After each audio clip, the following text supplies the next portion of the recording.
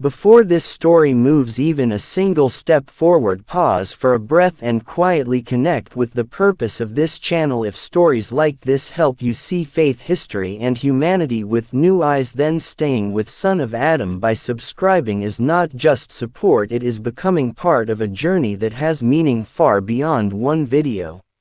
The Torah speaks of a man who shattered idols and challenged a civilization that worshipped power and fire. The Bible tells of a servant of God whose faith stood unshaken before kings and flames. The Quran declares with unmatched clarity that when the fire was ordered to consume him, God commanded the fire itself to become cool and peaceful upon Abraham. This is not just a miracle mentioned once, it is a message repeated across the three heavenly books. Fire was meant to burn, yet that day fire obeyed a higher command.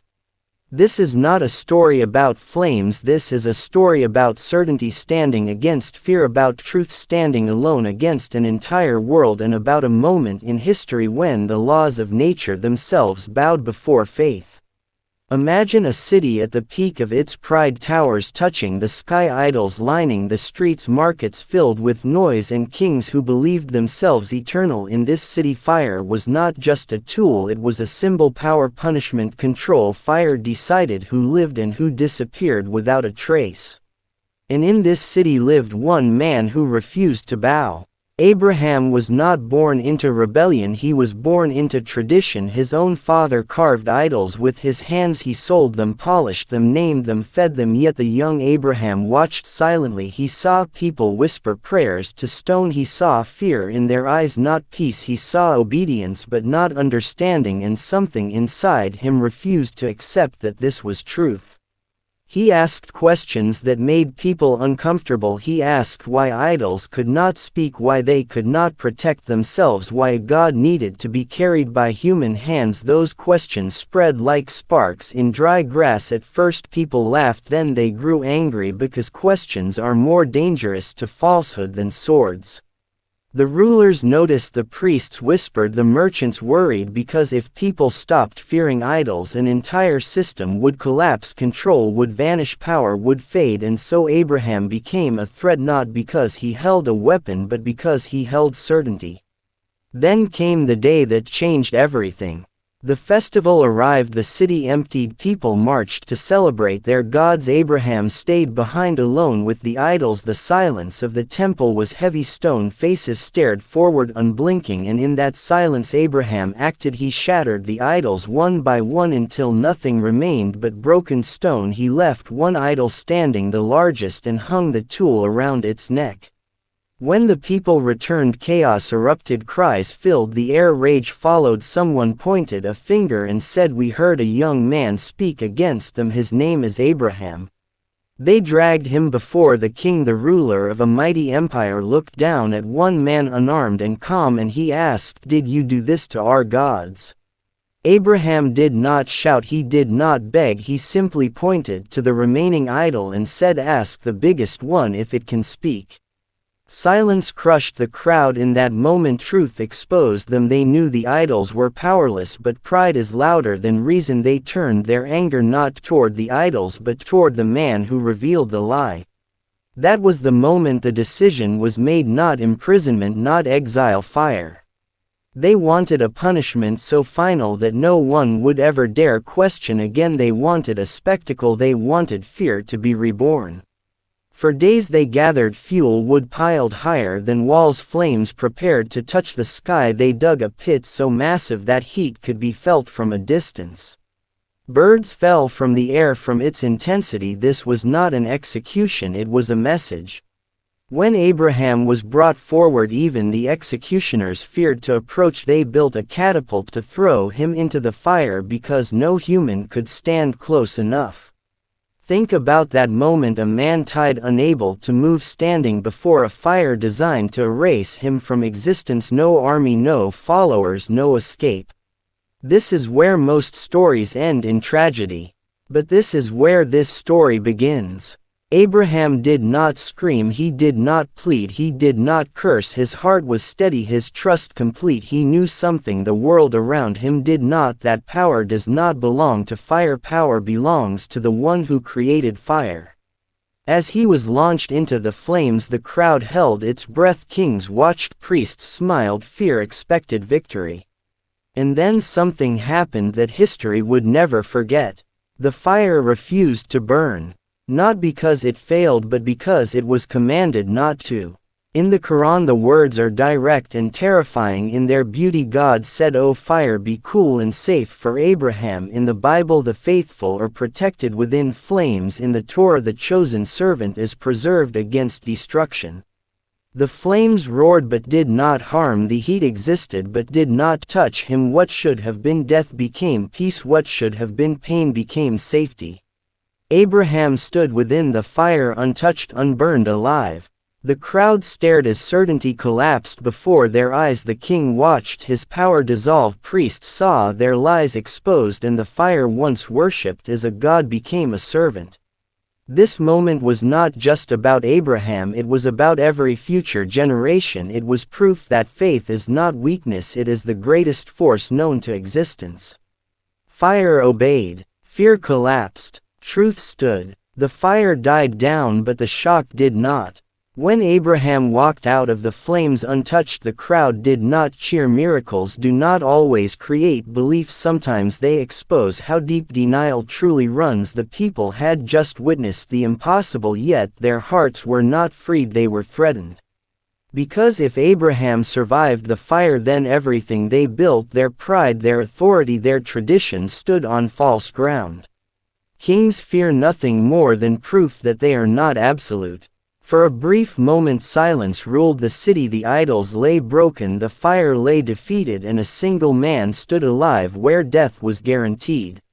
But instead of surrender, the leaders chose a different path. They changed the narrative. They whispered that it was magic, that it was coincidence, that the fire was weak. They told the people what power always tells the masses: when truth appears, do not think, do not question, move on. Abraham was released not because they accepted him, but because killing him again would only strengthen his message. They could not undo what the fire had failed to do. Yet Abraham knew this was not victory, this was only the beginning. Because surviving the fire does not end the test, it deepens it. Abraham now lived in a world that had seen proof and rejected it, a world more dangerous than before because denial after truth hardens hearts into stone. He walked among people who smiled but feared him, who spoke kindly but plotted silently, who saw him as a living threat to their system. This is where faith becomes lonely. It is easy to trust God when surrounded by believers. It is much harder when you are the reminder people want erased. Abraham did not gather an army, he did not build a movement of force, he continued to speak calmly, logically, relentlessly. He spoke of one God unseen yet present, he spoke of accountability beyond kings, he spoke of a truth that demanded inner surrender, not outward ritual. Some listened quietly, others mocked openly, many ignored completely. And then came the confrontation that history records with chilling clarity. The king himself summoned Abraham. This ruler believed he controlled life and death, he believed power flowed from his throne, and when someone believes that survival is their gift, they become blind to reality. The king challenged Abraham publicly. He said, "I give life and I cause death." Abraham did not argue emotionally, he did not shout, he answered with clarity that stripped the king bare. He said, "My Lord brings the sun from the east, bring it from the west if you speak truth." In that moment power was exposed for what it truly was: performance without substance. The king fell silent not because he believed but because he had no answer. Truth does not need volume, it needs precision. Yet even then the king did not change because authority rarely bows willingly. Instead Abraham was marked once more, not for execution this time but for isolation. He was forced to leave. Exile is a quieter fire. Leaving behind family, home, familiarity, security, all gone, not because you are wrong but because you are right. Abraham left his land carrying nothing but faith, and that journey would define him more than the flames ever did. This is something many people misunderstand. The fire was not Abraham's greatest test, the journey after survival was. Because miracles protect the body but only patience protects the soul. Abraham traveled through lands where he was unknown. He spoke to strangers about a God they could not see. He slept under open skies. He depended not on systems but on trust. This is where the real fire burns. Not outside, inside. Doubt whispers when silence grows long. Hunger tests conviction. Isolation questions purpose. And yet Abraham remained steady. Why? Because his faith was not built on miracles, it was built on certainty. The fire did not create his belief commanded the fire. This distinction matters deeply. Many people say, if God shows me a miracle I will believe. Abraham believed before the miracle, and that is why the miracle came. History often celebrates the moment of flames but forgets the years of wandering that followed, yet those years shaped a man into a legacy. Abraham would become the father of nations, a name echoed across religions, a figure honored by billions. But at this stage he was still alone, still walking, still trusting. And here is the uncomfortable truth. Most people want Abraham's miracle but not his isolation. They want the fire to cool but not the journey to begin. They want protection without sacrifice. But faith demands both. The fire was only the announcement. The real message was this: if truth does not destroy you externally, it will test you internally. And Abraham passed both. The fire had failed once. But history teaches us something unsettling. Fire never disappears. It only changes form. Abraham walked away from the flames, but the world he entered was still burning, burning with arrogance, burning with false certainty, burning with the same pride that once gathered wood to destroy him. This is where the story stops being ancient and starts becoming dangerously present. Because the fire that refused to burn Abraham did not vanish, it transformed into a different test, one that every generation faces. The fire of compromise. After exile, Abraham could have chosen silence. He had survived. He had proven his point. He could have lived quietly, avoiding confrontation. Many would have called that wisdom. But silence in the face of falsehood is another kind of burning. Abraham refused that fire as well. He continued calling people toward one God, not with force, not with fear, but with clarity. He challenged systems that survived on blind obedience. He spoke against inherited lies passed from father to son without question. This is why Abraham's story never ages. Because every era builds new idols. Some carve them from stone. Some carve them from power. Some carve them from wealth. Some carve them from identity. Some carve them from fear. And every era prepares its own fire for those who refuse to bow. The lesson of the fire that refused to burn is not that flames stopped existing, it is that creation itself recognizes truth when humans do not. Fire did not question God's command.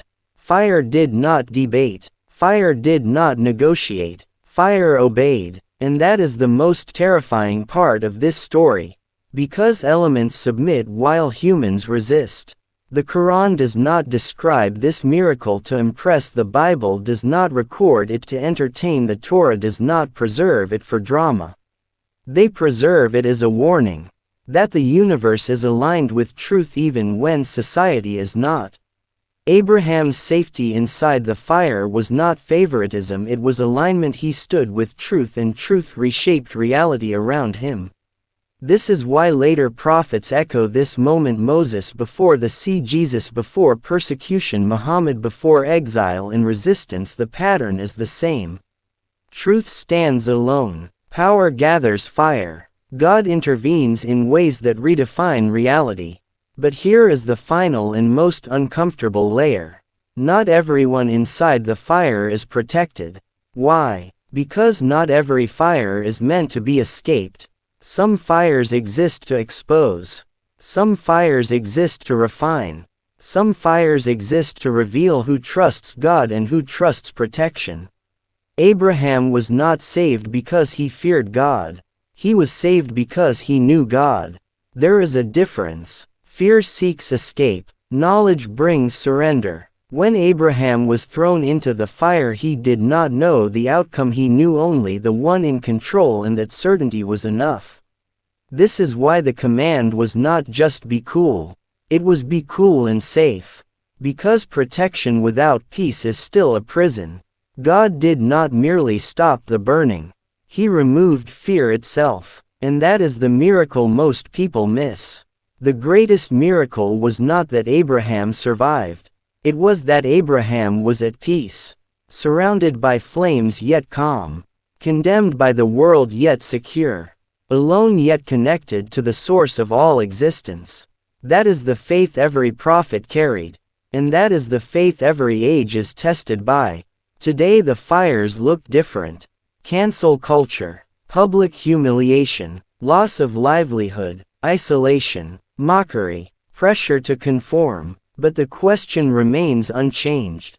When the fire is prepared, when truth becomes costly, when silence becomes safer, will you trust the fire, or the one who commands it? Abraham's story does not ask you to jump into flames.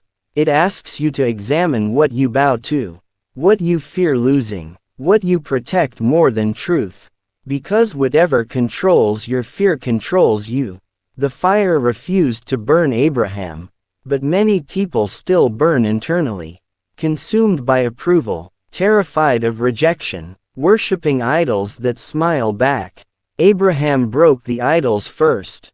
Then the fire lost its power. And that order matters. This is where the story ends. But the question does not. What fires are waiting for you? And if they rise, will they burn you? Or will they recognize who you truly stand with? If this story stirred something inside you, if it challenged comfort and awakened clarity, then staying connected with Son of Adam is more than subscribing. It is choosing to walk this journey of truth together. Because stories like this are not meant to be heard once. They are meant to prepare you. The fire refused to burn. But the test continues.